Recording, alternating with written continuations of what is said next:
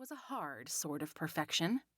"Now, you can do better than that," she said, pairing her evaluation of the crowd's muted response with a giggle. The members of the audience played along, providing a short burst of applause. "I'm Tabitha Baxter," she announced gaily, "president of the library board and leader of the gala committee. This is the first time we've had such a star-studded lineup. Do remember to dress up appropriately on New Year's Eve, black tie only, and prepare yourself for the best gala week ever."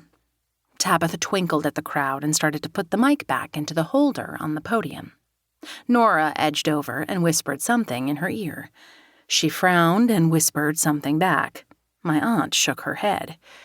Tabitha reluctantly handed over the microphone. Nora smiled. "We have a very special surprise for you." A buzz of excitement swept the room.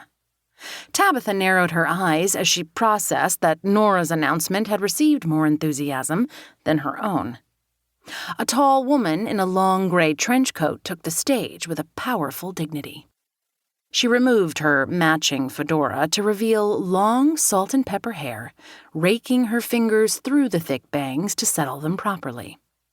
Her eyes were rimmed with black eyeliner, and her lips were stained blood red.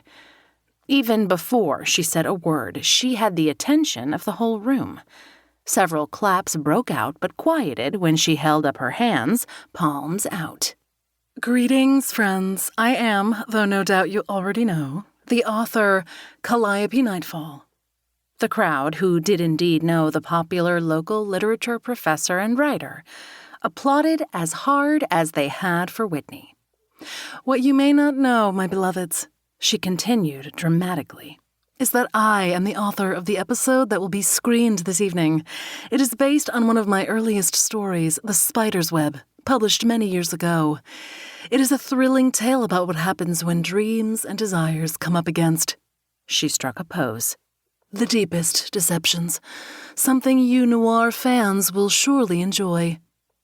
No wonder she was dressed like an old-school private investigator. "The lead character may have one or two things in common with your favorite literary goddess," she said, pointing to herself. The crowd cheered. "I'll let you be the judge of that." She handed my aunt the microphone, bowed again, then swept off the stage and out of the room altogether. The palpable crackle of energy that seemed to accompany her presence began to dissipate. "And Calliope will be joining me at our special Gala Week mystery panel at Starlit Bookshop," Nora said, inviting the crowd to visit the store our family owned. "You won't want to miss it." Tabitha hurried over to reclaim the microphone as quickly as she could. She liked to have the last word, I'd learned over the years. As Nora and Whitney walked away, Tabitha moved the microphone up to her lips, then paused. The audience waited. "Enjoy your tea," she said, finally. Light laughter swept the room. Judging from Tabitha's expression, that hadn't been the response she was looking for. Whitney followed my aunt over to where we were circled up at a white-skirted table set, like every other table in the room, for high tea. There was an empty seat that had been held for the guest of honor, over which Tabitha was hovering territorially.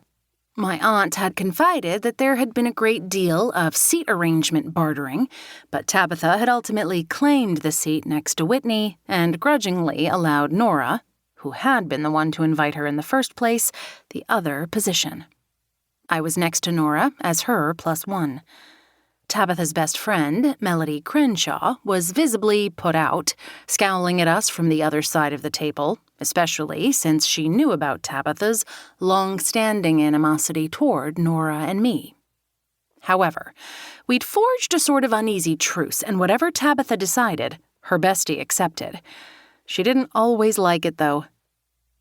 By the time Whitney sat down, Tabitha, whose seasonally appropriate cedar green tailored suit was paired with marble-sized pearls, was back. Melody, who wore a suit identical to Tabitha's in a muted red shade, had accessorized with smaller pearls but added an extra loop so her necklace was approximately the same width. Other board members were similarly dressed, and many wore hats.